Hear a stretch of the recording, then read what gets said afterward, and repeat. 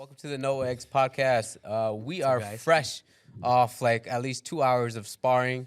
So Tu and I are pretty beat up. We don't do this very often, but we're here with one of the great coaches and fighters out of Warman, Ryan Munch. Yep. Where'd you get Munch from? Because what's up with Munch? When I Tell hear us about Munch, Yeah. I'm thinking something dirty. Oh, Yeah, yeah. We got dirty jokes about the name too, but yeah. I got it from high school, right? Okay. So, You were munching since high school. yeah. So, There you go. Yeah. So like oh yeah. Yeah, just a little bit. Okay. Yeah. So like so as dancers, right? We'd have nicknames for ourselves. Mm-hmm. So when I was younger, I used to make a bunch of like dumb nicknames, and Yeah. then my mentor at the time, his name is Marcus. He was just like, that name does not make sense, and I don't like it. I'm gonna change your name. Yeah. And I was like, all right.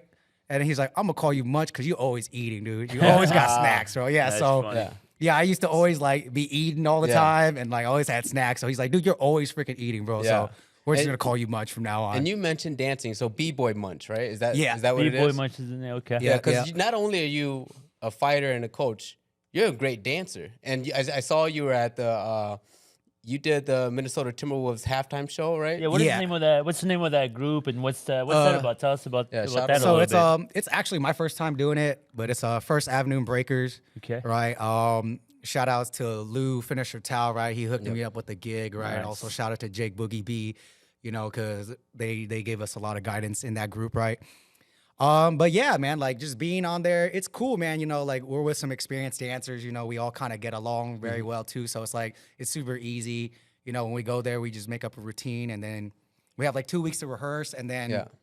show days, you usually show up around I go around like 2 o'clock because we're over here. So Yeah. we got to drive to like downtown Minneapolis. Yep. So I'm still fresh here. So like I get lost in Yeah, the yeah. roads all Right. the time. So I always leave early because, man, guys, I always miss these highway turns. Yeah, yeah. Yeah, I'm not used to it. Takes a little getting used to. So you mentioned, so where are you from originally?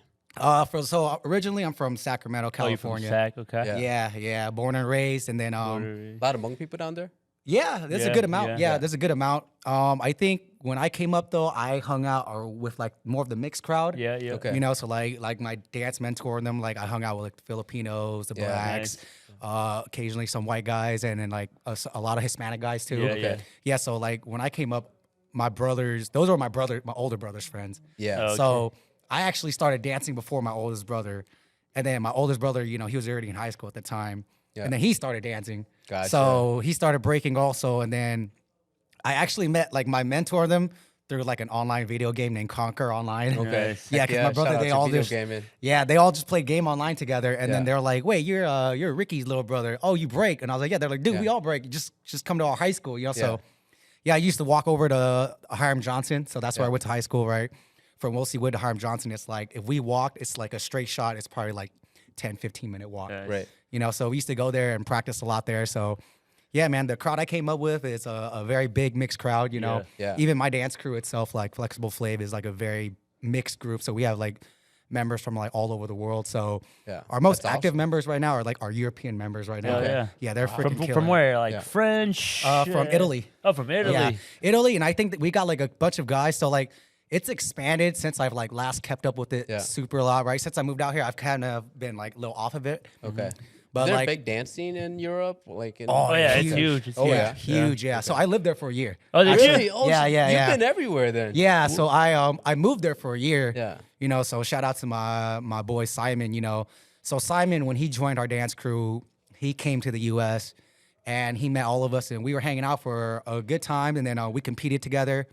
I actually won my first international event with Simon in Germany. Wow. Dang. And that was actually when I moved out there. Yeah. So Germany is where you moved to? I moved to Italy. Oh, you moved to Yeah, Italy. I moved to Italy. Yeah. So I Where landed at? in Italy, and then so we stayed in Sassuolo, I believe. Okay. Right, but it's like right next to like Modena. Mm-hmm. Yeah. So it's like a little town, right? So it's man, being there, it was like a big culture shock. Yeah. Boy, for bet. sure. Yeah. Like I was like, this is what it feels like to be a minority. I'm like the Yeah. only Yeah, yeah, Asian yeah, dude yeah. here. Yeah, so- yeah. Well, the Asian American. Yeah. Yeah, who speaks English. Did you? What'd you do out there for that year then? Oh man, I did a bunch of Just- stuff, man. Yeah. So right when we landed, I got in his car and went straight to Germany. Well, And yeah. we competed at the event. Yeah. Right away. Yeah, Yeah. right away. So I got off like a 16-hour flight. Yeah. And then we drove like a couple hours, and then when we got there, I was like, and still dominated. Yeah. And So still- the, yeah, well, yeah. I was like, honestly, man, like it was my first time there, so like I had jet lag hella bad. Yeah. And then like I couldn't sleep. So when we got there to Germany, it was like maybe like midnight, right? Yeah. But for us, it's like it's not midnight. Yeah. So when I was there, I couldn't sleep. Yeah. And then I was up all night, and then we got up super early. We went to the event. Yeah. And we were competing, and we got to semifinals. I looked at my boy. I was like, "Dude, I can't feel my legs." Yeah. He was like, "Well, you need a drink?" I'm like, "Yeah, let me get a drink." You Yeah. know. And he's like, "All right." And then he bought me a water bottle. And at the time, I didn't I didn't know much about like sparkling water. Yeah. So he bought me a water, and it was sparkling water. Yeah. And when I drank, I was like, "What the hell is this?" And he Yeah. was like, "It's fizzy water." I was like, "What the hell is That's fizzy rough. water?" Yeah. Yeah. I'm not a fan of it. No, no, Wait, me so neither. you guys met each the friend that you went to Italy with? Yeah. Y'all met through the internet, So he joined our dance crew. So but he from actually, the internet originally. No, so he met my Okay. mentor first. Okay. So I have the leader of Flexible Flav, right? His name's Abraham Dunham, B-Boy Buckingham. So Abe was already traveling everywhere. So Okay. Abe was like super popular, super famous back in the day. And like he taught me, I joined the crew around like 2010. And then he traveled a lot. So like I rarely saw him like at points. So some years like he lived in China for a long time. Okay. And then he would come back for like a month or two. Then he'll disappear for like 6 to 8 months. And he'll come back a month or two. And then one time he came back and then he was like, "Oh yeah, like I recruited some new guys. They're gonna come chill with us." And I was like, "Okay, sure, for sure, why not?" You know. And then it ended up being Simon. And Simon was super cool too. You know, like actually all my tattoos. Simon's also a tattoo artist. So Okay. all the tattoos I got, most of them Nice. are from Simon. Yeah. So this one right here on my forearm, that's our crew logo right there. Yeah. That's what's up. Yeah, so Simon did that tattoo. Simon this tattoo. Simon did both my neck tattoos, or no, just one of them. But the other side I got from somewhere else. But yeah, so Simon and I became really good friends, you know. And then yeah, I decided to move. You know, like I was just like, hey, you know, like I really just screw it. So you know? how old are you at the time when you go to Italy? Ah, shit. You're like in I your think I early was, like- 20s, yeah, 21, early 20s 22. for sure. I Okay. think I was like 21, 22. So perfect time to be traveling, no? Yeah. Well, so I was already traveling before that. Okay. Yeah, so we had competed a lot before that. So Okay. I've been to, before I even went to Italy, I was in like Montreal. Oh, that's I went to New York. Yeah, Okay. I went a bunch of places, right, and competed. Seattle a So you're lot. kind of like a free soul, move around a lot. Yeah, That's well, amazing. the first time I moved was actually Italy. Okay. Yeah. okay. So the first, that was honestly, man, I Yeah. told everybody that was like kind of like scary for me because I told them on Monday and that Saturday I left. Oh, So Yeah. did you go to Italy to compete and then just stayed there Yeah, for the yeah, year, what- or did how you did go that there with the work out? intention Yeah. to like live there for the year? So the intent was to live there, but Okay. also just compete. Okay. So when I ended up going there, Simon actually hooked me up with like teaching jobs. Oh, So I was nice. teaching like little kids, but then it was kind of hard because you know they don't speak English. Yeah, Yeah. You know, but then it was really cool because the parents were like, "Well, just teach my kid English and Yeah. don't worry about it because we want them to learn how to count in English." So Yeah. it kind of made my job a little easy. So I Yeah. was like, "All right, well, I guess I'm an English teacher at the same time Yeah. as a dance teacher. So all right, Heck yeah. cool." Okay. Oh, so Yeah. you were dance teaching while you were over there. Yeah. Okay. So you went there, competed, but Yep. also taught dance, and then also taught English. You did all those things in that one I mean, year. just during the dance classes. Like I didn't teach English, Oh, but okay, like yeah, okay. during Yeah, the yeah, dance when you were classes, there. yeah, the parents were just like, "Oh, just talk to our kids in English." Yeah. I was like, "Oh, okay."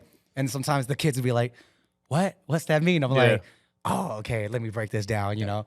So yeah, it was like kind of hard, but then after a while, I started like understanding a little bit. You know, Yeah, not too yeah. much. You kind of just get the gist of like what they're Italian, yeah, saying, you yeah. know, and stuff like that. But it was fun, man. Like we went to Germany, you know, Nice. and I traveled like a lot in Europe, right? So Yeah. I went with my buddy Captain Nacho. You know, we went to this. I forgot what this. It's like Rimini or something like that. I don't even know if I'm pronouncing it right. Right. So I had some really dope experiences out there.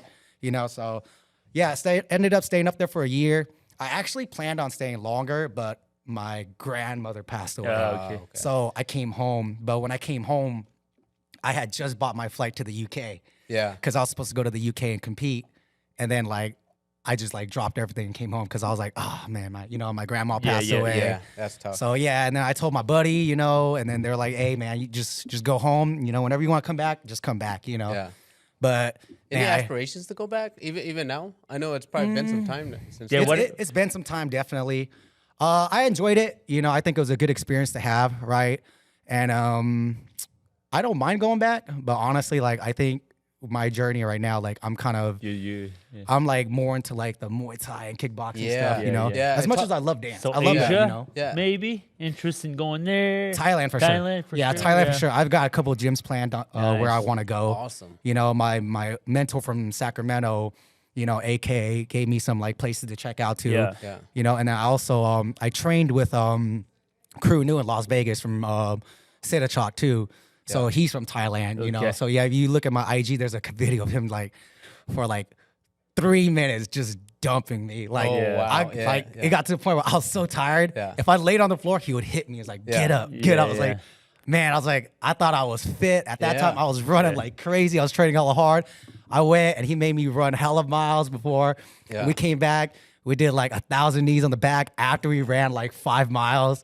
And then he was like, all right, you're going to bag work. And then he'll call you and he'll hold pads. So the first day I went, he held pads for me. And it's like 5-minute rounds Yeah. of That's pads, awesome. you know? Like those, yeah. those like Thai training montages are like my Yeah. favorite hype videos. Oh, I don't- yeah. I watched a few of those like even before coming here. I was like, oh shit, I got to get into the back into the rhythm of things. So when did so you were dancing, you went to Europe, you came back. When did Muay Thai like Yeah, when did you start get into the training? fight sports? So I started pretty late. I started at 27. Okay. So right now How old I are- just how old are turned you now? 30. Oh yeah. Yeah, I Okay, turned 30 okay. in August. 3 years into it only? Yeah, 3, Yeah, 4 wow. now. Yeah. About going into 4. So Yeah. it's kind of the same time Mason jumped in. Yeah, yeah. Wow. So Yeah, I Crazy how good you guys are and how fast you guys have progressed it. yeah, so for me, I told everybody the way that I've always looked at like martial arts is like I looked at it like how I looked at dancing. You know, like when I teach dancing, I'm really big on like, hey, like you got to understand your foundation. You know, it's like if you want to get good, but your foundation is terrible, your foundation is the root of everything. Right, so if right. you have a bad foundation, you're not going to really learn much.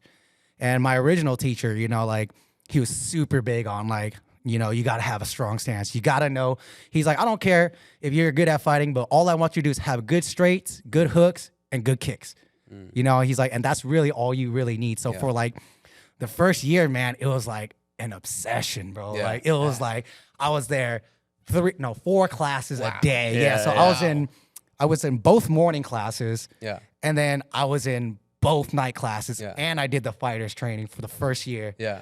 And then like I was training with my 2 buddies, Tyler and Gabriel.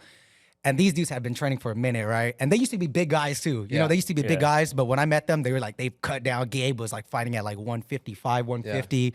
And Tyler was like fighting at like 165, 170, right? Yeah. And so like I go in and I'm training with these guys who've been training for like 9, 12 years. Yeah. And I'm like, this is my first month. Yeah. You know, they're like, Yeah. you want to train with the fighters? I was like, yeah. They're like, you sure? I was like, yeah. And then my coach was like, well, if you're going to train with the fighters, then you're going to fight. I was Yeah. like, all right, like give me like a year. You know, I was like, give me like a year. And then 3 months in, my coach was like, nah, you're good. You're ready. Yeah. Yeah. Ready to go. Yeah, Wow. and I was like- what launched you? Like, what launched you to go into the fighting sports from being a b-boy? Like, it was just something that you always was like, man, I should test myself in that realm, Mm-hmm. or was it like, I always wanted to be a fighter at some point in my life, just test myself? Like, what was it that drew you to be like, I want to do this now? Actually, like, so when I came back from Europe, right, a couple years had gone by, right? So like probably like 21 when I left, when I came back. So by 27, I actually like got depressed, bro. Oh, yeah? Oh, yeah. Yeah, I got like depressed because I was just kind of like, I started gaining a lot. I was already like always kind of big, right? Uh-huh. But I felt like super unhealthy and I was gaining like hella weight. Yeah. And like I was working out, but it was like aimless. You know, like when you're working out, it's aimless. So you kind of just like, all right, I'm just going to the gym to go to the gym. Yeah. You know, it's not like, all right, I have fitness There's no goals and stuff like intent, that. There's no vision. There's no Yeah. like Right. a Yeah. road. Yeah. It was just like, all right, I'm going to work out because I'm trying to maintain my breaking. Whatever, Yeah. you know? So yeah, after a while, like I told everybody, like, it just felt like there was nothing, you know? Yeah. There was Yeah. nothing. And I was just like, all right, like I've done a lot with dance, you know? I don't think I've done like as much as I could have done, or I don't think I was like the greatest dancer. Yeah. But I did like a lot, right? Yeah. And then World after champion. I mean, yeah, not world that's champion. gotta come but- for something. Yeah. And then, but it was weird, you know, because I told everybody it was like, I wasn't depressed as in like, oh man, I'm hella sad Yeah. and like Yeah. suicide or anything like that, Yeah, right? But right. I was just kind of like, I felt like aimless. Empty. Yeah, Yeah. It's a little bit empty. I definitely know what you mean because like for a long time you've kind of aimed and you had this vision and you work towards this one thing, and then once all that stops, you could you got all this pent up energy, and you're like used to like a routine, and you're used to like working towards something, and then once all that kind of stops, like it eats you up. Like I remember because I used to compete in bodybuilding, and then like when I stopped training, those were like this hardest like 4 years because I was like my body just slowly deteriorated. Especially when you've been like at points where you've felt pretty peak, like, oh Yeah. man, I could do all this, Yeah. and then you see yourself go down, and you're like, man, I'm getting old and I'm getting lazy. Yeah, It's like, Yeah. and injuries start And kicking nothing- in. Yeah. And then nothing. I think I'm going through that right now a little bit, especially after tonight. Like, I'm like, oh man, I need to get back. But no, that's great. So you do that. You get into you get into Muay Thai in SAC. That's when you start training. You first start training in Sacramento. Yep, in Sacramento. Okay. So the story about it is so funny because like I got to the point where I was like, you know, when I got a little depressed, I was like, all right, like I don't like this feeling. Let's figure something out, right? Because I'm those type of people where I'm not gonna just sit there and be like, all right, I'm sad. Right, yeah. You know, I was like, all right, let's figure out what I can do because I'm not gonna just sit here and like wallow in self-pity, you know, because I've always felt like, all right, that's not gonna do anything for me. Yeah. If I sit here and I don't do anything, I'm just gonna become more sad. Yeah. And there's like gonna be nothing, right? So I was like, all right, like maybe I'll start boxing. You know, I was like, maybe I'll start doing like something different, you know, because back then I used to talk shit about fighting. I was like, that shit's so stupid. Like, you're just fucking busting your brains for like nothing, right? Yeah. And then at one point, I was like, I felt this like pent up like anger, right? And I was like depressed. So I was like, you know what? Like, nah, screw that. Fuck it. Let's just go box. You know, let's go learn how to box. And so I started looking at boxing. And at that time, my uncle, he lived in San Francisco, and his name's Yang, right? Yang Zhong. And he fought out of a gym called Evolve Training Center. So Evolve Training Center, I think they were like a branch off like a bunch of different branches, right? Yeah. But I remember my uncle, when I posted that on Facebook, my uncle was like, nephew, like, why don't you just learn how to do Muay Thai? Like, you're a break dancer. You probably can kick hella good. Yeah. You know, Smart. he's like, he's like, you're limber. You know, it's like, you dance. You probably have good footwork. Yeah. He's like, come watch me do one of my bouts and then see like how you feel about it. So I drove to SF and I watched him do like his bout, right? And like at that time, my uncle was like super overweight, right? He was big. Yeah. He was like, probably like, sorry, uncle, I don't know how tall you are. You're probably like 5'2". Yeah. Right? He was a short guy, Yeah. right? But he was fighting dudes at like 165. Oh shit. Yeah. So he's fighting like that's huge big. Tall guys. dudes that Yeah. stack. Yeah. 165, that's Stack probably dudes. like 6'1" or Yeah. that So was- like, yeah, and then I ended up watching him, and afterwards I was just like, I think I could do that. You know, Yeah. like, so I came home and I started looking for a Muay Thai gym. And then one of my friends, right, my best friend, he's Laos. Right, his name's Tommy Cantavong, and he hung out with one of his buddies named Pao. Yeah. And so Pao hit me up because I was looking for like a Muay Thai gym. And then, you know, I was on Facebook, so a bunch of people started commenting, oh, you know, you should go to this gym, you should go to this gym. And then Pao comments, and then one of my buddies, he was like, oh, I found these Yelp reviews, you know, like these are like Muay Thai gyms around you. He's like, but don't go to number 3. Yeah. And I was like, what? And then he's like, yeah, because, and then my buddy Pao comments, he goes, why not number 3? You know? Oh shit. Yeah. And then like turns out the number 3 on the Yelp list was his brother's Muay Thai gym. Right? But they're like the old place they were at, it was out for like 5 years, so there was 0 Yelp reviews. Yeah. So my buddy was like, oh, you know, like I just looked it up and on Yelp there's like no reviews. So I told everybody, no, don't go because there's nothing. Yelp This is gym's just got like no a- cred. It's not the greatest reference to Yelp. Yeah. But then Yeah. turns out it was like literally like 5 minutes down the street from my house. Oh, okay, nice. Yeah, so I literally can like run there. And then I went, you know, my buddy Powell was like, he started training me like the first like week or two. And he said, yeah, you're gonna meet Tyler and you're gonna meet my brother AK. Yeah. You know, and then when I met with AK, instantly clicked, you know. Yeah. AK is like super fun, you know, he's really fun to work with and shit. And when he helped me out, bro, it was like really like, man, my first like 6 months was really lucky because I told everybody they had just opened a new location by like my spot. Yeah. And then like it was literally me, the head coach, and the fighters. Yeah. You know, every morning for like Yeah. the first 6 months.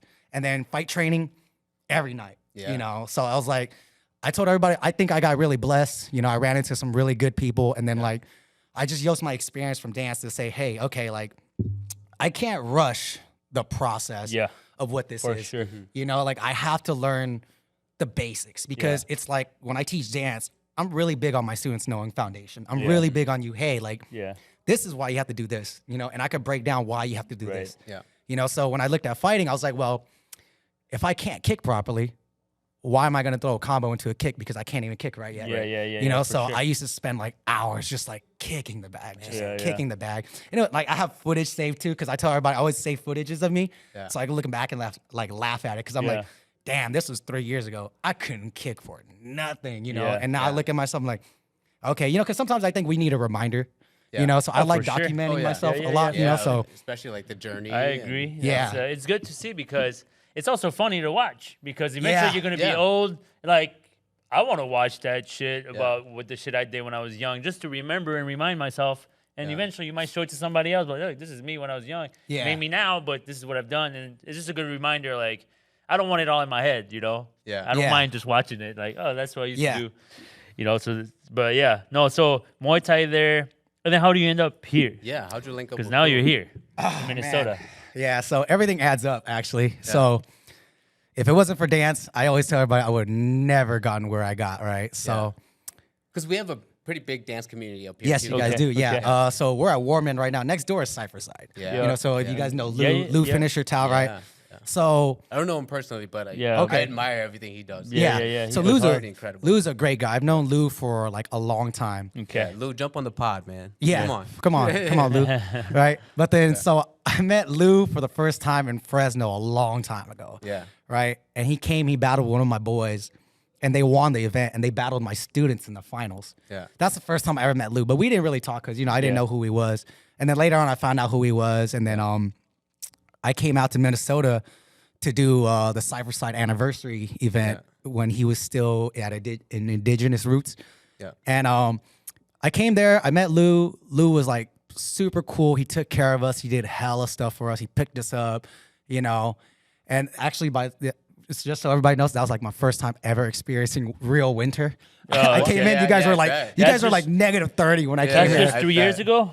No, that was the first time you came like through? 5 years ago. Okay. Yeah. So when I came out, it was like negative 30. I've never been in that weather. Right. So even in Europe, like Europe doesn't get no, it doesn't. That bad. Yeah, Italy's not like, it's like rainy, but it's not like negative. You know. I guess when I think of Italy, I don't think of snow. Yeah, that's true.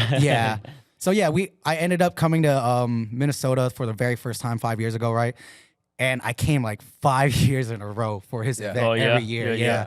And then like he was just like, you might as well just move out here. And I was like, I don't know, man. There's nothing for me in Minnesota. You know, I was like, I don't know, you know. And I had just like, you know, like I was still competing at the time. And then like I eventually got into Muay Thai. So once I got into Muay Thai, I was like, I'm definitely not moving. You know, I'm definitely not moving, right? You found you found a gym. It was so close to me, you know. And then like, you know, I think I was really big on like teaching. So like learning. You know, when you're big on teaching your art, right? When you learn a different art, you kind of use the same ways that you teach, right? Which was what I was saying earlier when I was like, okay, you know, I'm going to look at it like dancing.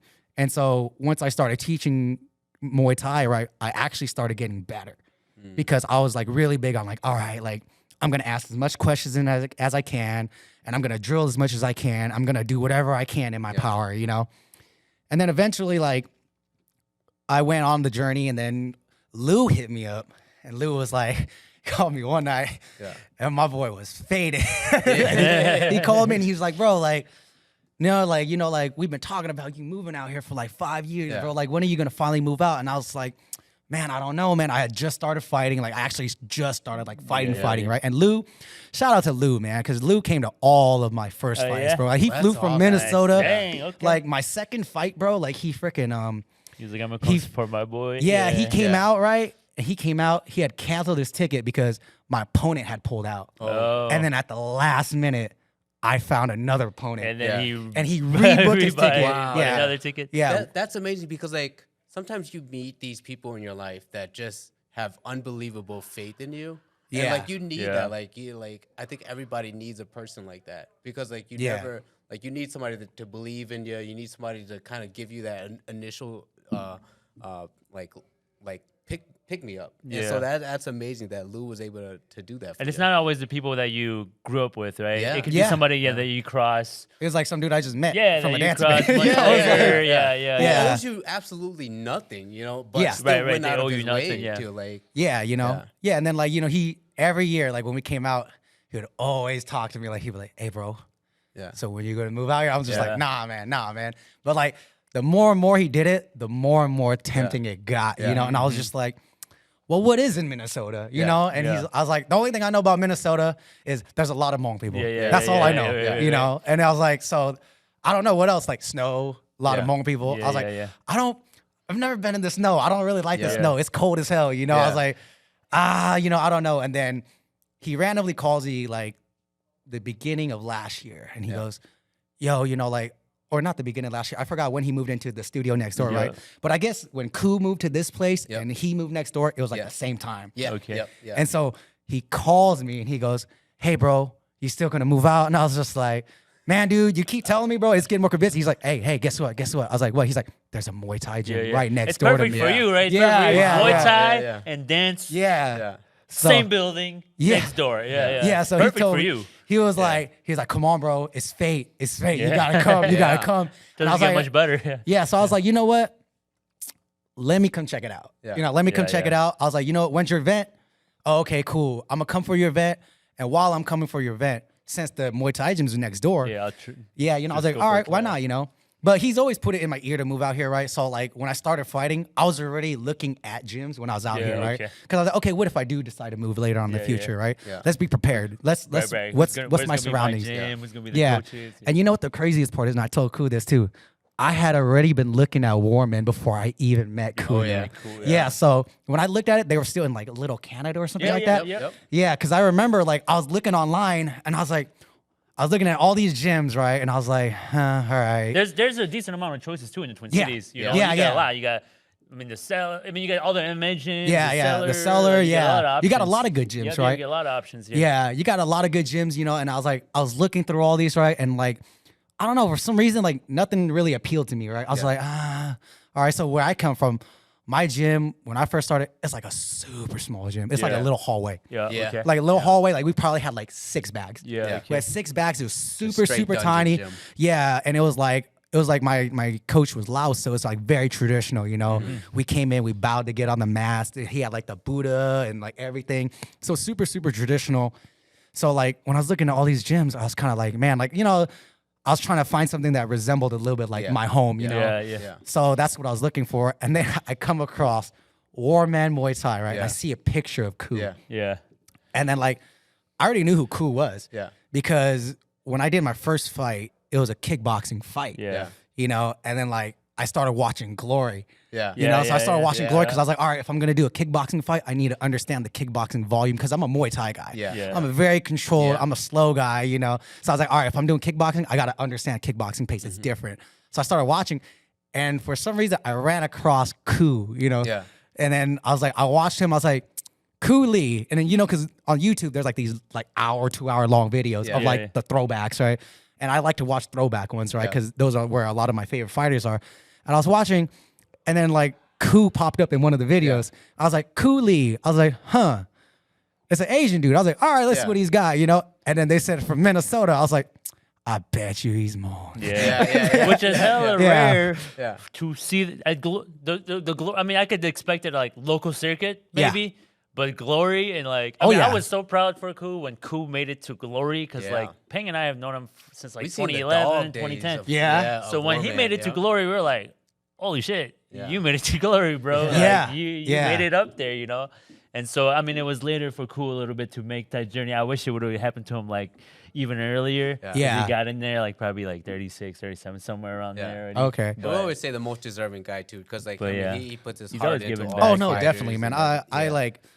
Man, I love Koo, bro. Like, so first time I ever met Koo when I came here, right? I came check that gym, right? And I tell everybody, the first person he paired me up with when I at first ever came here, he paired me up with Mason. I fucked up though. It was my fault, right? I always tell everybody it's my fault, right? Because you know, you guys are fighters in the fight community. You understand that when you go to a different gym, right? When you go to somebody else's home, you understand there's a respect there. Right? As fighters, we all understand this, right?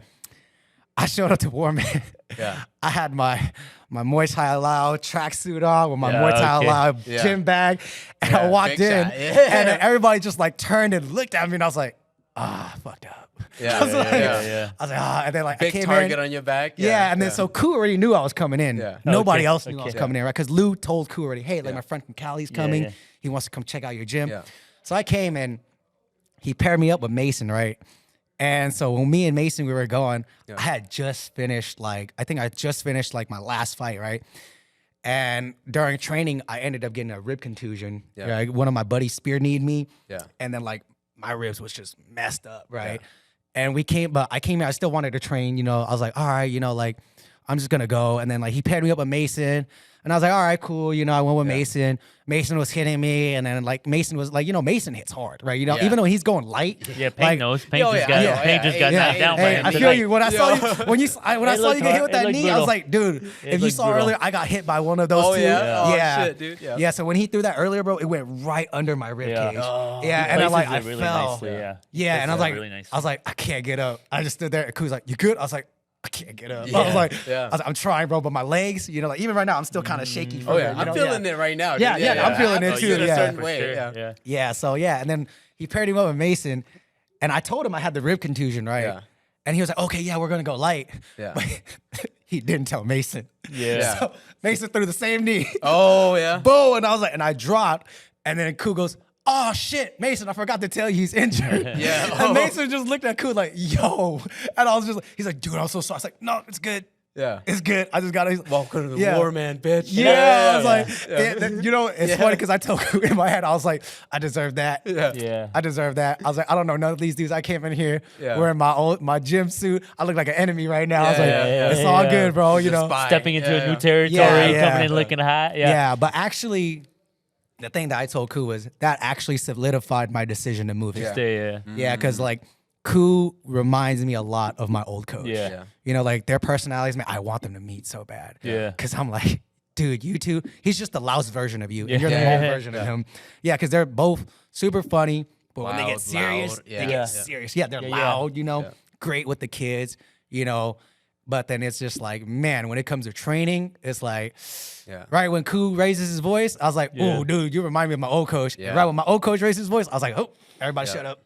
Everybody, no, stop messing around, dude. Stop messing around, Ku too, he has a big personality, but in the gym, he has an even bigger personality. Yeah. In the gym, shines. He has an even bigger personality, and because he jokes a lot, you don't it's at first you're don't know how to read it. Yeah. But then as soon as just the way he trains you, the condition, the way he does it, you're like, damn. Yeah. And so it's I've always liked that style. It's just go hard. And teaching is a real skill, and he has that where he speaks and people listen. Yes. His word, he commands your ears. Yeah, Ku, man, when I came out here, I was like, all right, I'm gonna train under Warman for And I told Ku, I was like, maybe 6 months before I fight under you, because I want to, I come from a very traditional Muay Thai background, and Warman is a more Dutch style base, right? Yeah. So when I came here and I was sparring all these guys, right? Dude, I was like, man, these dudes are so freaking fast. I'm a high volume, right? And I'm here. I am this Thai guy where I'm all right, I'm gonna stay in place. Yeah. And then that's what I tell everybody, man. I got whooped by Burr. I got whooped by Burr. I was like, this dude was going off on me. I was stuck in the corner. He was throwing hands. I was like, all right, he's going to get tired. I dropped my guard. I got hit 3 times. I was like, all right, maybe let me weather the storm a little. He's going to gas out. I was like, this dude is still punching me. Burr's solid. Yeah. He's got machine gun arms, bro. Yeah. And then I trained with Loco, right? And I was like, smaller guy. Yeah, he'd be good, right? But he's so quick, bro. I was like, man, I can't time you because you're so fast, you know. And then even my Ta, damn, my Ta is good. Super she was giving me some work when I first came here too, and she still does to this day, you know. Yeah. And then so I got to work with everybody like Harrison, right? And then I started training with Mason, Josh Lee, Josh Yang, and I was just I was so intrigued by all these guys because I'm like, damn, everybody has something different to give, right? And when I look at my training partners, right, I look at everybody because I understand that everybody has a different skill set. Yeah. I tell them when I'm training with Mason, I was like, dude, it's so hard to keep up with this dude, but I'm gonna try. I'm gonna get my ass whooped, but I'm gonna try, And then when I go with Loco too, when Loco's moving, I was like, all right, I know he's gonna move a lot faster than me. Yeah.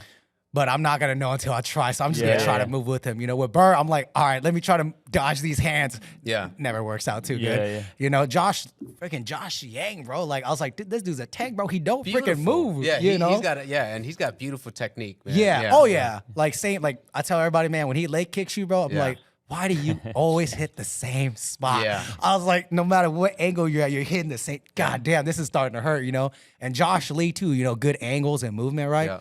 So, like, when I got here, like, the training was super hard for me. And I told Koo, too, you know, like, it was super hard for me in the beginning because I was like, man, I'm not used to this high volume, like, sprinting all the time, you know? So, when I was here for maybe, like, a month, and Koo made me hard spar with the guys a couple of times. Yeah. And then, like, after the first month, Koo was like, hey, by the way, in September, you're going to fight. I was just like... That's great that he saw that. Yeah, you know? And then for me, I was just kind of like, I'm the type of guy where I'm like, all right, whatever. You know, I was like, okay, you know? And so I decided to do it, right? And I told everybody, too, like, I was super, super nervous about it, right? But I'm also the type of person where, like, I try to not let it phase me. Right? So I kind of just like, you know what? Whatever. You know, I was like, because when he told me, I was just kind of like, in my head, I was like, damn, my legs are hella hurting from like getting kicked all day. And now we're going to go into fight camp. I was like, all right, you know. And then we went and I talked, I'm very open with Koo, right? I think with your coach, you should be like an open book, right? So I tell Koo a lot about like what's going on and stuff like that, right? I never hide anything, right? I'll tell him when I'm feeling off. You know, I'm like, man, I'm just having a shitty day, you know? And I think for me, like, you know, you guys have fought before, right? When I'm in fight camp, I tell everybody it's always like closer to the fight where I become more amped, right? And the patience is a little bit less, you know, you're weight cutting, you're like working out super hard, you're exhausted, but you're still showing up. Yeah, you know, and there's times where, like, I tell everybody, man, like, there's times where, like, I'll sit here and, like, man, I'll be like, maybe I'm not cut out for this. You know, maybe, like, shit, man, I'm feeling hella, like, I'm not doing good, you know, and Koo will always bounce you back, you know, like, you know, we actually talked recently, right? I haven't told anybody this, but we talked recently about, like, going pro. You know, and I know Mason's going pretty soon, right? And like, you know, he talked to me a little bit too, you know, and even my first fight, man. So before my first fight, right when I was going to fight, you know, Koo was like, hey, you know, remember why you came out here. Remember what, you know, you had a good job back at home, you know, you had a good life, and you dropped everything just to come out here, you know. So like, show everybody why you're here. Show everybody why you dropped everything that you had just to come here, you know? And then we had this talk recently about going pro, and I slept on it for a bit. You know, I slept on it for like maybe like a couple of weeks because, you know, nobody's ever really like, my old coach has talked to me about it, but nobody's ever really, really like sat me down and talked to me about it, you know? So the thoughts never really like been in my head. Like I knew that was the direction I was going, but it was just kind of same thing, you know, like, all right, I'm just training. All right, I'm getting ready for my fight. Okay, I'm doing this fight, but I never thought, okay, like, let's get out of the amateur division and let's go pro. But there's a difference between the two, you know, and I think a lot of people should realize that, you know. But the more as a fighter you start to train, you start to realize that, where I'm like, okay, like, Koo's talking to me about going pro. And so I slept on it, and I thought to myself, like, man, like, and I told Koo, I was like, dude, like, I don't think I'm good enough. You know? And then he talked to me, and he was like, yeah, but how did you feel? You know, like, how do you feel about, like, when your last two fights? I was like, you know, like, it was a challenge. You know, it was a challenge. But, like, I told him, I was like, yeah, like, I didn't really feel afraid. I didn't feel nervous and none of that, you know? And then he just told me, he's like, because you're supposed to be somewhere harder. You know, he's like, remember that. He's like, you're good, man. Like, you're good. You know, there's a lot of things. Of course, you can always grow and evolve. He's like, but you're good, and you can go further, you know? And I was just like, man, Coach Koo. Yeah, always man. Always planting seeds. Yeah, you know, and I told him, I was like, dude, like, nobody's really sat and talked, and it, like, I psyched myself out because I never really sat down and thought about it like that, you know? I was just like, I did move out here for this, you know? I did tell everybody, and, like, a lot of my friends back at home, and even my team members who still follow and support me, right? Shout out to Muay Thai Lao, you know, like, these guys are always, like, following me and, like, commenting on my stuff, you know, like, messaging me, you know, my old coach, AK, and, like, my previous coach, which is AK students, Augie, you know, like, me and Augie talk a lot too, and that's one of my coaches back in SAC too, right? And, you know, everybody's always encouraging me, you know, and I was like, man, like, but I've never, like, sat and thought about it, you know, and then, like, it's scary, man. It's scary, you know, like, I was telling my roommate Tom, man, because Tom moved out here with me from Cali too, you know. Yeah. And I was telling him, it's like, yeah, man, like there's a lot of days where it's like when I'm doing this, they're like, everybody's like, man, like you're not tired, like you barely sleep. I was like, no, I'm tired. Yeah. I was like, there's plenty of days where I'm like, man, I don't want to go. Yeah. You know, there's plenty of days where it's like fuck, my wrist hurts, fuck, my leg hurts. Yeah. You know, like my back is hurting. I've been, you know, right now I work at this company where we build airplane parts. You know, so I was like, I'm like heavy labor from 2 a.m. till 2:30 p.m. Yep. I think And then I come like, straight here to teach. I think you you know? just like putting your body to the grinder. It sounds like you've Yeah. been doing that your whole life. Yeah, I've always been a workaholic, Yeah, right? yeah. But you know, I think I tell everybody, you know, every time I walk in this gym, right? Like, you know, when I see Koo, it's always like a good feeling, right? You know, and I told him like, you know, you always got to find some way to push yourself. Every little small thing you can do, you know? Yeah. And, you know, like I was super nervous because I didn't feel that like I had that. You know, like I was like, yeah, I got that dog in me, but damn, right when you told me to go pro, I was like, Yeah. Yeah, it's a little moment bit of doubt. self-doubt. you know, you know, because it's like I only have so much fights, you know, and I was like, man, I don't know, like, you know, but then I look back at my experience. I've worked with like UFC fighters before. Yeah. You know, like I've worked with some of them. One of the old trainers at my gym, he taught at a gym where they had a UFC fighter, and he was the striking coach. Yeah. You know, and he helped me out a lot too, you know. And then like I look at Koo and I'm like, all right, look, man, I'm training under one of the freaking best, bro. Yeah. You know, like in the Midwest, you know. Yeah. And then like when I went to my first fight, I went to watch my first fight, everybody was stopping Koo. Everybody was Highly stopping. respected. Yeah, and then my Ta told me, she was like, no, trust me, when we go to like the TVAs and stuff, everybody's talking to Koo. Like we gotta wait for Koo, you know? I was like, okay, you know. And then like I didn't know much about any of these other guys too, you know. And then I came in the gym, I see these pictures on the wall, you know, and it's like it's super motivating, you know. And the first thing I was like, you know, I gotta be up there, you know. And then like Koo, man, like not even like a month, right? And then Koo started asking me to teach. Yeah. And so I was like, all right, you know. So I came, I met all these kids, right? And then like every time before I go fight, man, these kids are like, oh, go Coach Maj. And I was like, damn, man, Koo. I was like, why you gotta do that? He's like, what? And I was like, now I gotta win, dude. Yeah. I was like, I was like, and then now I start to feel this fire, right? And I'm just like you guys said, man, I'm like, damn, dude, you planted that seed, bro. You know what you're doing, bro. You know. But he built like a network of family around you too. Yeah. Like, 'cause you just got here, right? You got here 2, 3. How long now? Two. Like probably only like about to hit 6 months. Yeah, so half really a it's not year. that long at all. Crazy, yeah. But like I'm sure you feel like you have a home, you know, by the gym and the people that you've met. And, you know. in a short time, you know. Yeah, because I think I definitely remember meeting you when you first came up. We had those Yeah, like, vendor booths here. Yeah. Oh, yeah. That was like When we probably did like the first business week thing. I was here. Oh, really? That was probably like the Yeah. first or second week I was here. Yeah, and then Yeah. like That was just in the summer, yeah. Yeah. like I definitely see what Koo saw in you, even doing this podcast. Like you're very open. You're very genuine, and like it shows. Yeah. So I definitely see what Koo saw in you. You definitely And got something even- about you that makes you. There's a drive there. Yeah, There's yeah. a drive there that Yeah. wants to keep moving forward. Yeah. And I, it's- you know, it's that I it got Koo to factor. thank for that, you know, and Lou too, you know, because Lou was like always telling him too. He's like, nah, man, like you're different. And I was just like, no, I'm just a workaholic. Yeah. He's like, no. Yeah. He's like, no, trust me, bro. Like you're different. That's It's a like, gift, I feel, though. That is yeah, a Yeah, gift. it's good. Yeah. yeah. Is you it know, a gift so- and a curse, or is it a gift? Gift and a curse for sure. It's a gift and a curse, you know, Yeah. because I tell everybody, you know, like I think for me, right, I'm single, no kids, Yeah, yeah. right, but I have this like workaholic drive, right. So like I think I'm pretty good at being social, right, because I've always learned, especially when when I was dancing, right, Yeah, I learned yeah. a lot of communication. Yeah. Like, you know, I did a lot of events with my mentor, right, so I learned how to talk to people, network with people, and stuff like that. So I've always been and I told him it's never bothered me. I've always been comfortable with talking. Yeah. I could talk for days, Yeah. you know, but I see that. but I told him like I've never really been like uncomfortable with it, Yeah. right? But there are some points where I'm like I self-doubt myself, Yeah, you yeah. know, where I'm like, oh, maybe I'm talking too much. Yeah. Oh, no, maybe I'm yeah, not. yeah. And then, you know, like Lou, they're always like, no, but that's the good thing. Yeah, about but it. that's who you are. You right? know, yeah. So Yeah. Yeah. let it flourish, right? Flourish more of who Yeah. you are. Like, yeah, you know. that's gonna draw the energies that are supposed to attract and come to you. You know, Yeah. by you just being you. So I Yeah. appreciate that. I always like Yeah. when people are being them. you Yeah. know? Thank you, guys, Because yeah. there's too many people out there who I think they get older, and you think that it open up more as they get older and more comfortable. But some people live an entire lifetime just watching what I should be doing. Yeah. just You looking get at stuck in me. those ways, Or yeah. they play a role. Yeah, or they play the that's, role that like, they should inauthentic be. to themselves, you know. Yeah. Oh, yeah. Yeah. Instead of just being them. Yeah. you know? Yeah. But yeah, you come out swinging.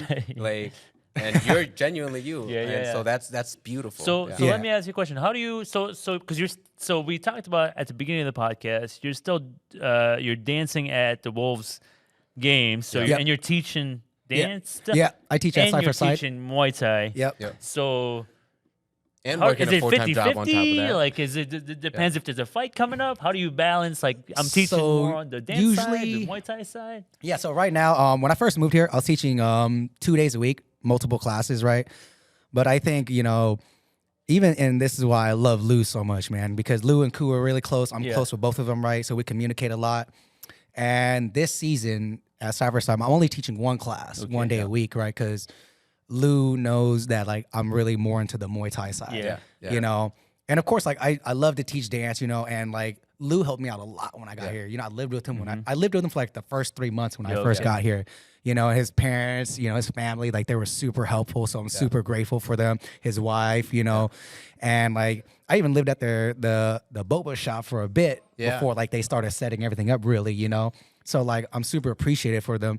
And then when Lou started realizing, when I first got here, it was like work, teach, Cypher Side, Muay Thai, work, private license, So, like, at one point, I didn't realize it, because I'm such a workaholic, Even when we went and we took Max out to his last fight in Reno, Ku sat me down. Ku's like, hey, man, like, me and my wife have been noticing, like, dude, you look exhausted. Yeah. Yeah, you don't even notice yourself. And I was just like, really? And he's like, yeah, like, you may not see it, but, like, he's like, even Lou, they see it too, And then, like, after that, Lou talked to me. Lou's like, hey, like, I know you're into the Muay Thai stuff, so I'm gonna drop your classes so that you can focus on that a little bit more. That's awesome. That's real people. Yeah. They look at you and they'll tell you, and they're not afraid to tell you, and then you have the whereabouts to listen to them because you respect them.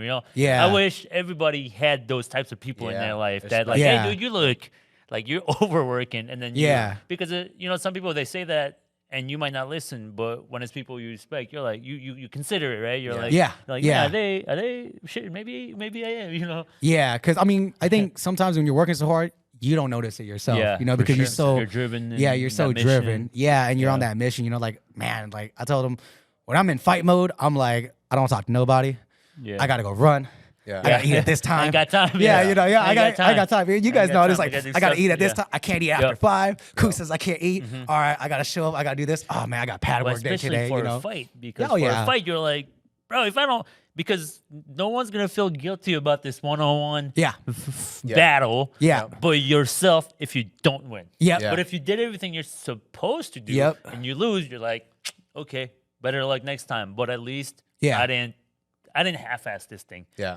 And so that and it's not any more true than I think in fighting, because in fighting it's like the consequences getting your ass kicked. Yeah. In front of everybody. And it's gonna be on YouTube forever. Might not go to and on the internet. forever, It's gonna be on the internet. Yeah, and that's the big pressure. That's the beauty of it. Like, I have 2 really good mentors. And it's like, and they're so helpful with everything. Like, when I first got here, when I met you guys that first day, right? Like, Ku was like, hey, you need to come talk to this guy. Hey, you need to go meet that guy. Hey, look, come over here, And Lou did the same thing, Like, Lou was pushing me. Like, my first month here, like, it was, like, super crazy because it made me feel like I was here for, like, a long time. And then when I realized, I was like, damn, I've only been here for a month. Yeah. And then Lou would always be like, see, and look at all the stuff you I told they you. built your network right off the bat. They built a network for you. Yeah, they gave me a That's what's network up. right off the bat. Ku did also. And then I was like, like, I tell everybody, like, it's just something that, like, man, like, when I really think about it, I'm like, who am I to you guys, right? I'm a random dude from California. Yeah, like, I met Lou because we were dancing, and then, like, I met Ku because I like to kick and fight people, and all of a sudden it's like, here I am, like, man, these guys are like my 2 Really biggest looking at it. motivations, It's like, because I look at them as like, I tell everybody, like, I've done business before. I understand how complicated it is, and, like, but I've never owned a business like this. And when I see, like, Ku and I see Lou, I was like, I tell everybody, like, they may not show it, but they're busy all the freaking time. I don't even own a business, and I'm busy all the time. Imagine how these guys feel, or anybody who owns a business, right? Yeah. It's hard work, it's hard work, and I think, when you look at it, like, you have to respect it. You have to respect it. But also, like, I'm the type of person where it's like, okay, I see your hard work. Like I can learn a thing or two from you. Yeah. You know? I think what's awesome too is that like, and I don't know Lou, right? But I've known Ku for a while, and now talking to you for the last 50 minutes is you're a driven dude, and so. Like I said, I don't know Lou, but I see everything that he does, right? Yeah. So I'm like, damn, You should definitely have him on here, I'm bro. like, that dude goes, yeah. I would oh, love of course, to, yeah, Lou. Yeah. But yeah, so he Let goes him know, hard, too. right? Yeah. He goes Plug hard us. at that. Yeah. And then Ku goes hard at what he does. So they're like really intentful about the things that they do. Like their hobbies have become like their lifestyle, and they're really Yeah. intent. And you're kind of Yeah. like that. I can tell just from talking to you for the last 50 Yeah, minutes. yeah. So that's perfect to have those two next Yeah. door to each other. Oh, yeah, who, perfect. like both have that mentorship, friend. Like, Yeah. Similar drives. Yeah. Similar drives. And then like a lot of people, like I don't know if people know, like cool, they do like RPM too, you know? Yeah. And then it's Working like with the kids. the and- beauty Oh, yeah, of yep, like, the right path to right path to miracles, miracles, right? And the beauty of it is like, you know, so one thing that I've always understood, right? You know, like when we were young, we all went through our own personal strife, you know. Yeah. Everybody went through different situations, some similar, some worse than others, right? You know, but then one thing that I've always realized as I got older, right, and I started teaching dance, and then like I got into like the mentorship and the teaching role, right? I understood. I was like, okay, like I understand what some of these kids are going through. Yeah. You know, I may not understand 100%, but I've gone through certain situations that, man, if I went through that, I feel your pain. I understand Yeah. what you're going through, Yeah. you know? So I think that mentorship is a really, really big thing, you know? Yeah. So even back at home, I did the same thing. I worked with after school programs, you know, I taught a lot, you know, I did a lot of community work and stuff like that. kind of So kid were you? Huh? What kind of kid were you? Shit, dude. Honestly, Yeah. to be completely honest, you know, like looking back at it, right? I wasn't the most confident kid, right? Okay. I wasn't the most confident, right? I was loud. Yeah. I was Okay. loud, for Okay. sure. Yeah. Yeah. But I was like, I told everybody, you know, one thing that I can relate to a lot of people is like, you know, back then I was really, really overweight. Right? Okay, Really, yeah. I was okay. like 270 pounds. Oh wow! Yeah, wow! yeah. Because Yeah. I saw you today. Man, this dude look Yeah. lean and mean. You don't move like that. Yeah. lean and mean. So I was, That's crazy, man. Yeah, I was That's 270 pounds. I was overweight for a Wow. very, very long time. Even when I was dancing, I still wasn't like a dancing? skinny guy. Yeah, I Oh, was. damn. Yeah, but I think the thing was I was a hard worker. Yeah, You know, right. like Yeah. The mind so- is tight. The yeah, mind is good. Yeah, so I wasn't the greatest for a long time. You know, Right. I told him like, man, like it was like 5 years before I won my first competition. You Yeah. know, Yeah, so I told him yeah. it's like that's a lot of losses. You know, in Yeah. 5 Yeah. years, like Yeah. especially with dancing, it's not like fighting where you get beat up, you're out for like a couple months. Yeah. You can compete every weekend if you Yeah, felt yeah, like yeah. it. You You can know, just keep showing up. Yeah. Continue taking L's. yeah. So, you know, I told everybody. And then, you know, as I progressed and I started teaching, I started understanding like the mentorship where I was like, man, and just mentoring people, it made me like hella, like, I was like this, I told everybody, it's a weird, satisfactory feeling that Yeah. I can't Yeah. like For sure. explain. You know, I was like, when I watch these kids get better, Yeah. like, I tell them like, man, if like, it feels this weird void where I'm like, man, I'm hell. Just like Oh, one yeah. day I come in, see a kid kicking better, I'm like, hell yeah. Yeah. You know, no, it's I like- definitely know what you mean because like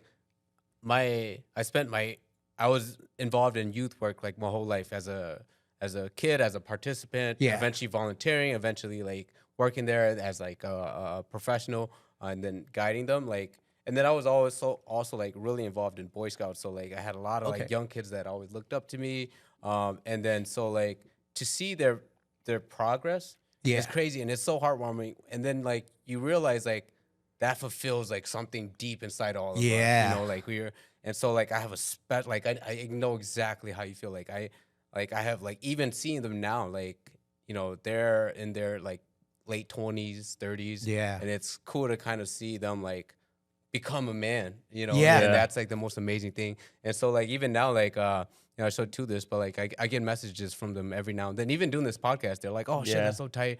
Nice. But like, yeah, like that was like my first love. Eventually, I couldn't do that just because professionally, like youth work doesn't really pay out Yeah. the bills. Yeah. And so like I had to get out of that. But like I know 100% what you mean by that, man. Yeah. And I'm so glad you're able to do that on Yeah. top of your crazy In the schedule. hobbies that you really, Yeah. really are into as well, Yeah. right? Yeah. You didn't go see, like, you know, sometimes you, like for me, right? I haven't really done too much of that. So for me, it'd be like, I'm seeking to go do that somewhere.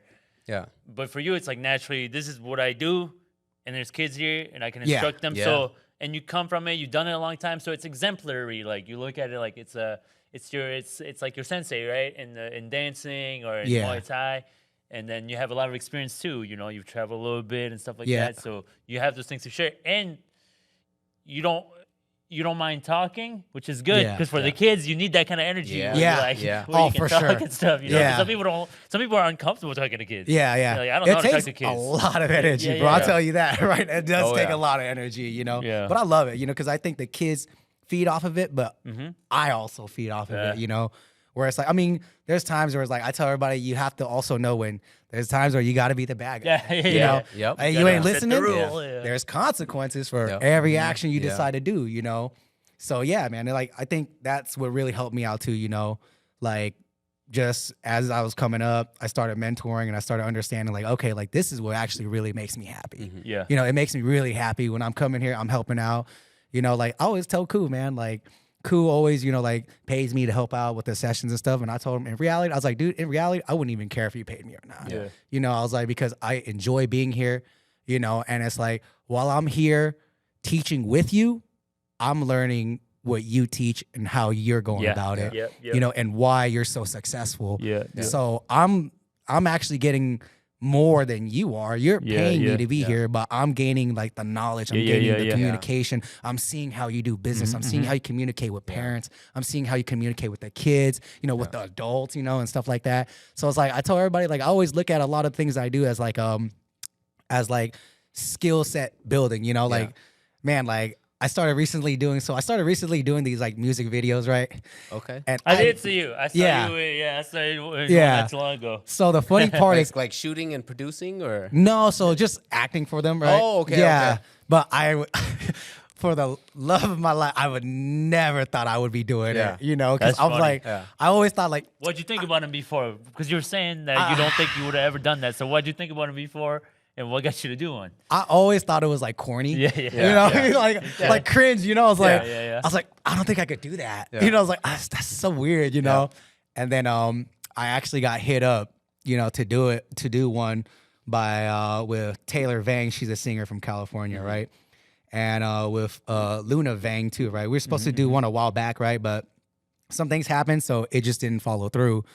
And then like I think a year or two later, like Taylor hit me up again to do a different one. So we did one for her song, you know, it's called Tola Che, you know, and when I did that, I was like, oh man, like I knew that I wasn't good at it. And, you know, as singers and artists, they were already comfortable with doing that. You know, some of the people they were doing has already been acting right. Yeah. And here I am, first time ever, I'm just a guy who dances and fights. Yeah. So I'm just like, all right, well, I'm just gonna follow their lead, and I'm just gonna be me, and I'm just gonna do whatever, you know.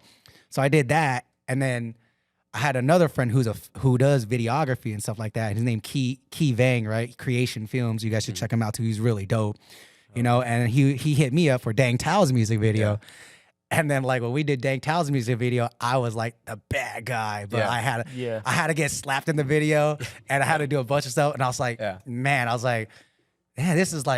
this is a weird. But then as I started like paying attention a little bit more, I was like, you know, like actually, you know, and I started talking to Key, and I looked at Key, and I'm like, okay, I see how you guys are running the video, you know, like how you guys are creating this from scratch. There's a lot of creativity to it, you know, and it's very interesting, you know, because they'll talk about like camera lenses, like you got to have this and this. And I was like, man, I would have never thought. I thought y'all just had like an iPhone or something. Just, all right, here we go. You know, So and I didn't know the production side of it, you know? And so I started paying attention, and my roommate, Tom, he's like super into that stuff too, you know? So I was like looking, I was like, all right, well, man, like, what if one day I just decide I want to do a podcast, or I want to get into videography because I have to promote myself. You know, especially as, you know, an entrepreneur. I come out here, I'm a dancer and I'm a fighter. Like, how would I promote myself? Okay, well, I got to be around these guys because they know how to use these type of equipment. They know what I can. And even if I go the cheap route, they know how to do the cheap route too. For sure. You know, so I was like, okay, well, there's another skill set I'm building. I may not be an expert at it, but now here's another skill set. Oh, I know a little bit about how the camera works, the lightings, the angles, and what I should do. You know, so, you know, I think with whatever you do, man, like you can always learn something. And you know, should definitely do a podcast. You got the gift yeah, of the gab. yeah. You know, I tried interesting before. angles. I just couldn't think of any bright ideas. I don't You'll think figure it out. well, say we just find interesting guests. That way we Yeah. don't have to have bright ideas. Yeah. We just First, go off like, your stories. Yeah. Yeah. First, like 10 That's kinda episodes, how it was we've just done. us, and Yeah. we were just kind of rambling on about whatever. Okay. They're rough. They were rough for It sure. is tough. But everything, and I'm sure you know it, right? Anything you start is going to be rough, and then it eventually gets better and better and better. Yeah, you And, do. like, It's practice. Yeah. It's definitely practice. Well, it helps that like it's Peng and I, so we can kind of bounce off. Like we can sense the energy when one's like, oh, that dude doesn't have any question right now. All right, yeah. I'm coming up with a question then. Yeah, And it takes a while to But learn that it's- too. yeah. Yeah. Okay, yeah. So yeah, man, I mean, I think it's dope. You know, I think I've done like two podcasts before this one. I did one with Among B-Boys. Okay. So if you guys, I don't know if you guys know Among B-Boys, it's the twins Villain and Impact. So they were like part of Kinja's Underground Flow. You know, they're also from Sacramento. They've done like a bunch of like music videos from shows. And they're Hmong also, right? Yeah. They're twins. Yeah. Right? Villain's got dreadlocks, and then The blonde dreadlock. Yeah. I've seen them. yeah, think so yeah. yeah, so I've seen 'em. Villain and Impact, like, you know, like I've gotten really close to them, right? And they were super helpful too, man. Like they are super encouraging too, you know. I love being around them. Yeah. And yeah, we did a podcast together, and then like so yeah, man, make sure you guys check out Among B-Boys, right? And Shout out Among Among B-Boys. B-Boys. Yeah, Yeah. so you know, we just recruited our brother from France, a Hmong guy from France too, Nice. Gomeng, you know. And what we're trying to do is, you know, gather a bunch of, you know, Hmong community dancers and like push that Yeah, scenario, you for know, sure. specifically B-boys because we're B-boys, you Yeah, know, but yeah. we're into like all the other dance styles, so we don't discriminate against that, you know. And yeah, and like I said, like being with Villain and Impact for like a short amount of time, I learned a lot from them too. Yeah. You know, just picking at their brains. We did the podcast, and then like it was from sitting down, planning it, you know. Villain and Impact were like, all right, let's talk about this category, which we talk about. Let's get another perspective on here. You know, let's ask the people questions. You know, so like I'm glad I got to experience those, because at least now when I go on a podcast, I'm like, all right, I know what I can talk about, you know. Because you have a great story, and then like you have at the end of every podcast, you know, I always tell people like you got to have an ask, right? Yeah. Whether it's an ask to support you, you know, me and two, we own our own businesses, so at the end of the day, like this, We always want to. this is just free boost. advertisement. Yeah, for we want to our- boost whoever for we our talk to. businesses. Yeah, for sure. We want to boost you. Not just because we find your story to be interesting and like we've heard about. A lot of times it's just like we heard about you, right? It's like, hey, you heard of this kid that does this, and you heard of this guy that does this, or this girl, and that's what leads us to be like, hey, let's reach out to them. And then we reach out and then we're like, their story's interesting, and so we know that like we don't have much of a platform. It's just a podcast that we started for fun. But as it grows little by little, we're like, hey, this is also an opportunity for like other people to meet these people that come on our podcast. And then so that leads us to the part where we ask, where do people find you? Yeah. Oh, my leg's cramping. And I will say this too, like the Hmong community is dying for more outlets to tell their story. Oh, definitely. You know, like I think when a lot of the Mika outlets, like they always tell this, you know, no knock to anybody, but they always tell the same 4 stories of the same like 4 or 5 people in our community. Yep. But there's there's many many. like so many young people doing so many cool stuff.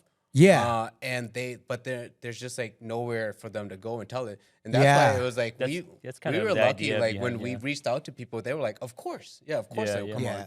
And so, like guys like yourself, like there's so many great stories out there that just aren't being told, and because they don't have an outlet to do so. Yeah. And that's why like the podcast space, it was just like a wide open lane. Yeah, there was yeah. nobody really kind of doing it and kind of doing it where, you know, trying to push like a positive message. And Yeah. so we're like, Yeah, definitely. We and stay on that. We stay just on that wave. happened to Yeah. like, even though that wasn't our goal, like we just happened to be like, all right, this like we just happen to be there, you know. Yeah. It's not like we have any kind of special talent or Yeah. anything. We just happen to be we just happen to be here.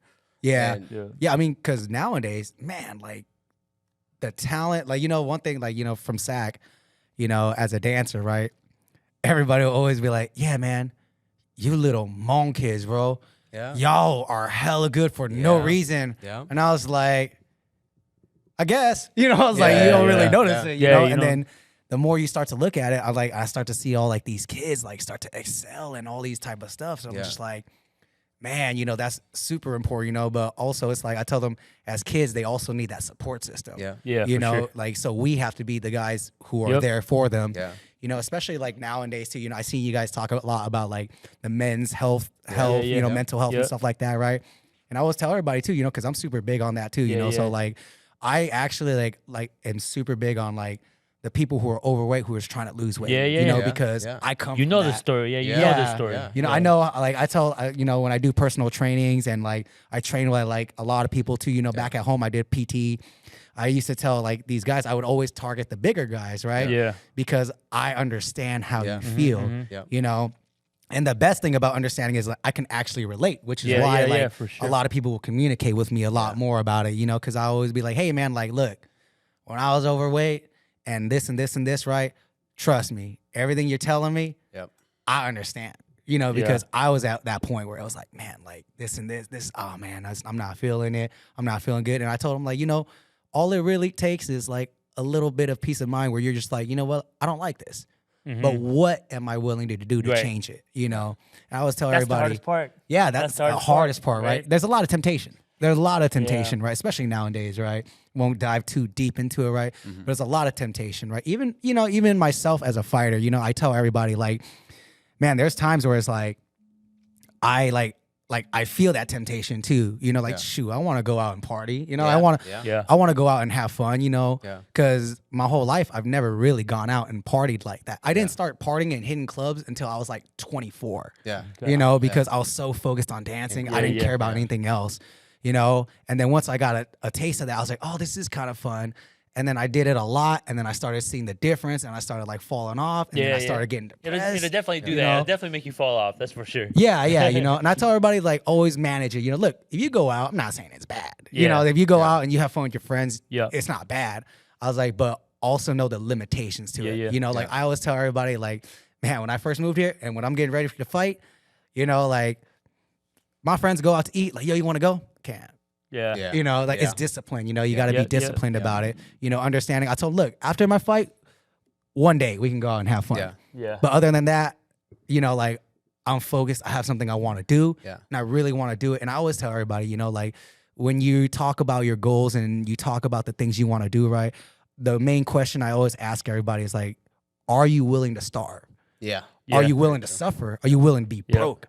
Are you willing to not have a social life? Are you willing to go to these lengths that like, you know, like Koo said it the best too, you know, like when you're on this road, whether you're a fighter or not, or if you're just somebody with a mission, right? It's a lonely freaking road. Yeah. You know, it's a lonely freaking road. And sometimes you're going to feel like, you know, I told everybody depression isn't like this thing, what I believe. I could be wrong. I don't know. This is how I see it and what I think about it, right? I always tell everybody it's like, it's a lonely ass road. Yeah. Right? But you have to understand that there's a sacrifice that must be made for you to achieve your goals. Yeah. You're not going to achieve it because all these other things are insignificant. Like if I'm out clubbing, party, drinking every other day, every other night, right? It affects my fighting. Yeah. Right. And I'm here to fight and I'm here to get better and I'm here to train with the best of the best. So why would I do that? Right. You know, why would I do that? It's fun. Yeah. But the next day ain't going to be fun. Yeah. You know, the day after that's not going to be fun. And then you reset your results all over again. You know, if you're driven to do something, you should put your whole heart into it and don't give up. You know, like there's plenty of times I doubt myself. You know, there's plenty of times where I feel like I'm not up for it. Right. But I always remember my end goal. I'm going to have a shitty day. Yeah. I might have a shitty week. I might have a shitty month. I might have a shitty 2 months. Yep. You And know, that's just part of the process. yeah, like it's you were part of the saying. process Yeah. that you learn to show up. Yeah. You know, you learn to just like, you know what, today is gonna suck, but I'm gonna get through it. And as long as I get through it, that's what it I think matters. once you You know, get to that point, I mean, that's a point that I always wish that everybody could get to, but it's not easy every day. Yeah. No, yeah, But that's how you achieve different goals, right? Yeah. Because nothing that's gonna be good for you is generally an easy thing to do, right? Yeah. Because Exactly. if it was, then we'd all be great. Like I always tell, whenever I talk to people and they're like, I got business ideas about this and about that, I'm like, everybody's got a great idea, but who's actually putting the work down? Yeah. Because everybody can think of something, but the only people that actually see advancements is a person that's like actually show putting, up. they actually put their foot down and say, I'm gonna Yep. try, and then Yeah. they fail and they learn and they fail and they learn. I mean, and it's the, sometimes they succeed, sometimes they don't. it's But the saying that we always say in the gym. You know, you gotta get your ass whooped. Yeah. You know, like, That's why it was that's so what we nice came for to. us. That's why we came here. When we Yeah. came here, we were like, all right, this is what. Yeah, we got it. Because Yeah. Pang was like, we should do a podcast with Munch. And like, we should see if Cool will let us come to the gym and just like let us spar with them. And so that was cool because neither one of us, I mean, it's been We haven't probably, done this it's Yeah, been probably I mean, 5 or look, 6 years it's since been I've a while in since here. you guys done it, but when I ran with you guys, I was like, oh, okay, they know what they're doing. You know, like so. Thank No, you. of course, Yeah. man. Yeah, like I think like it doesn't go away. You just gotta kind of Your resharpen your conditioning, tools. your you know, eyes like, are a little slow. your yeah, conditioning yeah, is you slow. know. But your muscle still memory kinda that you know, still remember, you like still you know, kinda like know. I gotta keep my hands up. You know, Yeah, right, this is right. how I properly throw this. You know, and I think like honestly, like actually, what I want to ask you guys is right, like you guys were fighters at one time with Ku. You guys trained with Ku, right? Like, what are some of the hardships that you guys faced yourselves while in those scenarios when you guys are training for your fights or when you guys are training? You know, like what are some hard times that you went through? Like, because I tell everybody, like, as what I do, right? For me, I always say that like the depression stuff, it comes and it goes. Yeah. But it's not like it's gone and it's gone forever. No, because there's gonna be another point in your life where it's like it comes and you feel it, right? But I tell everybody like you learn to deal with that type of stuff. Like for me, I always tell everybody like the way that I look at it is like when I start feeling that way, I say, well, I'm gonna go run a couple miles and we're gonna see how I feel after that. Yeah. And if I still don't feel better, then I'm gonna go do this. Okay, maybe I just need to relax, right? But I'm always like, I'm the type of guy where I'm always trying to find a scenario for it because I don't, not like I always, like I stress about it a lot, right? It's not that I don't believe it's real, but it's like I always believe that there's something that you can do, right?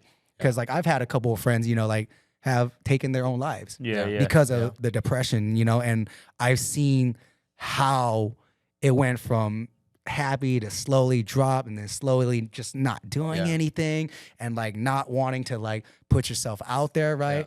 I always tell everybody, like you should try to put yourself out there. You're not going to be great at everything you do, especially if something is you never done before. Yeah, when I was like, I always tell everybody like the hardest part about feeling all that stuff is the fight.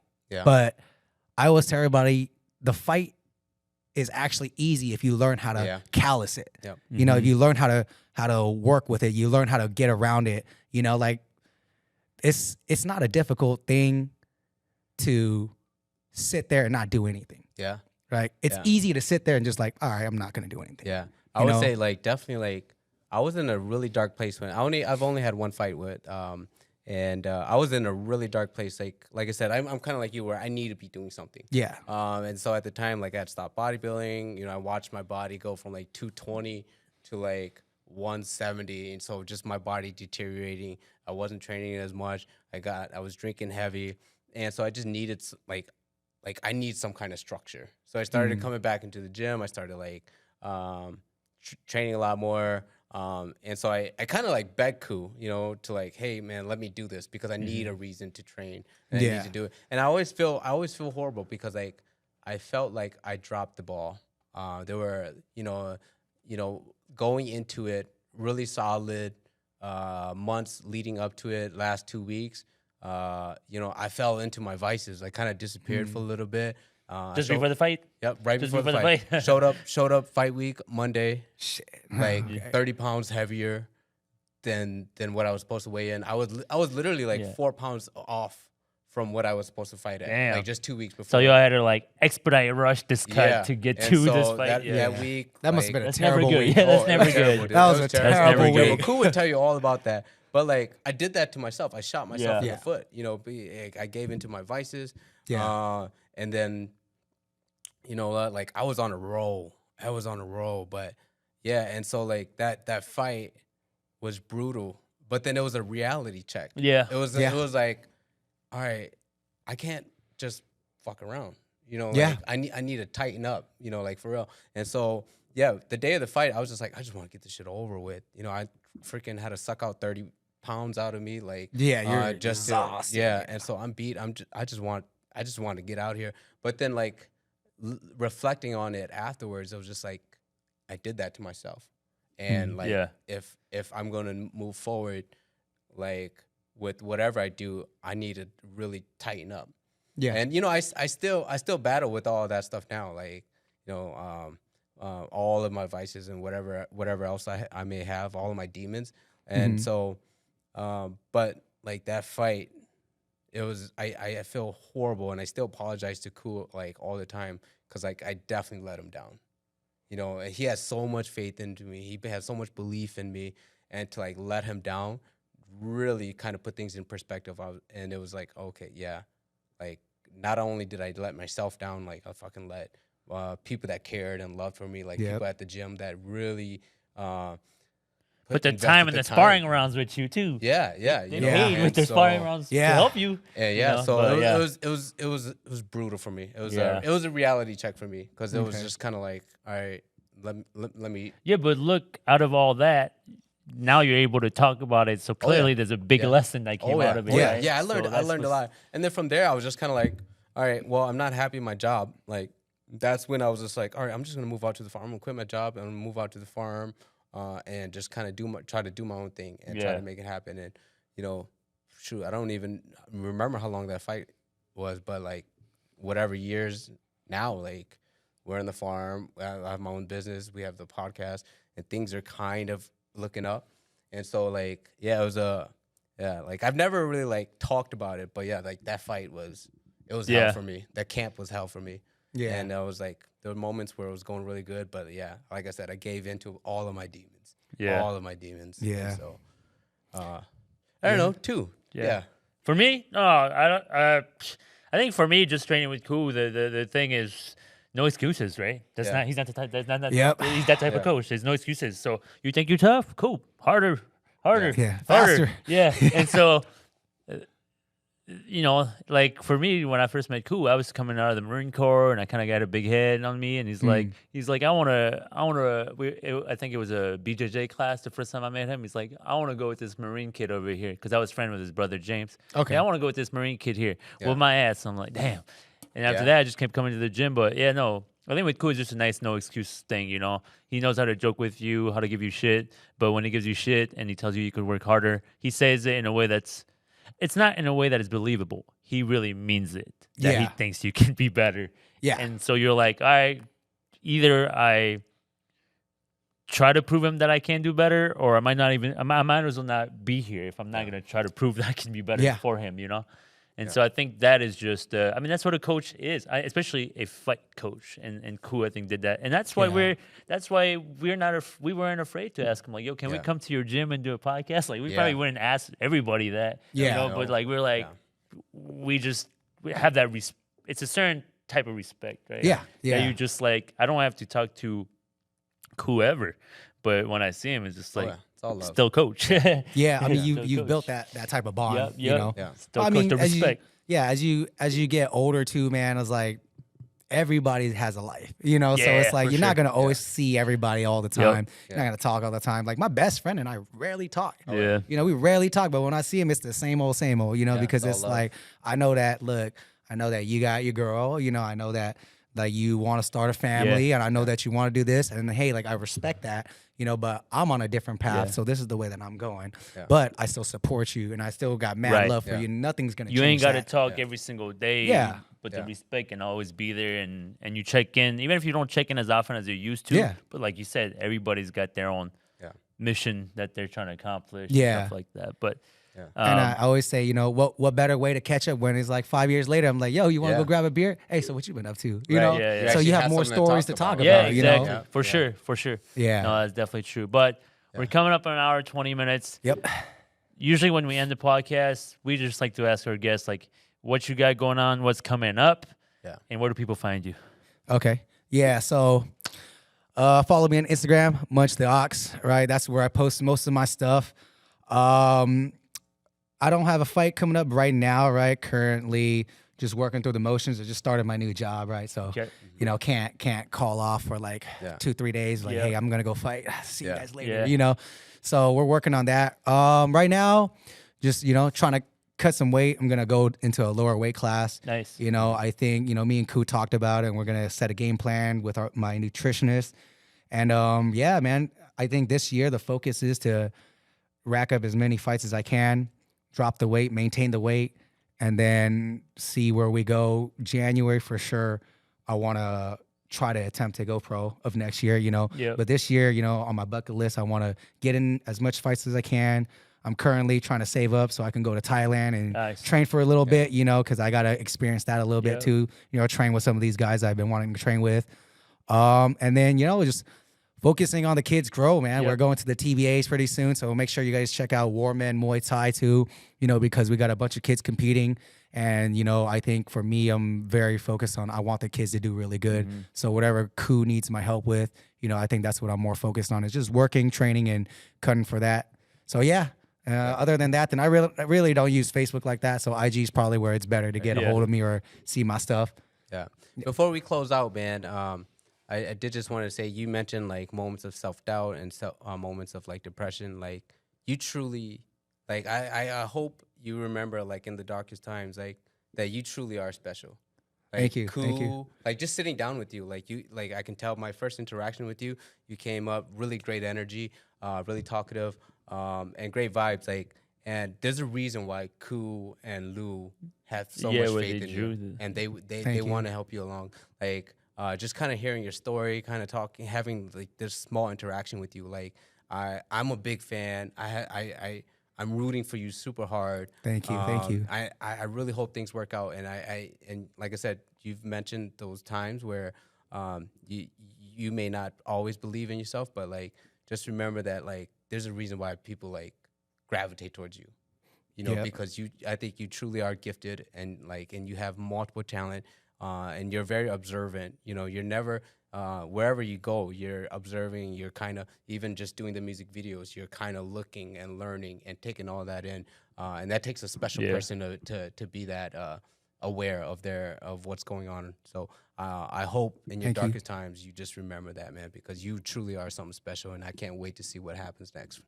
Thank you. Yeah, Thank man. I'm happy that you spent the hour with us talking and yeah, I learned a lot about you. You get some good stories. You get some good stories. Yeah.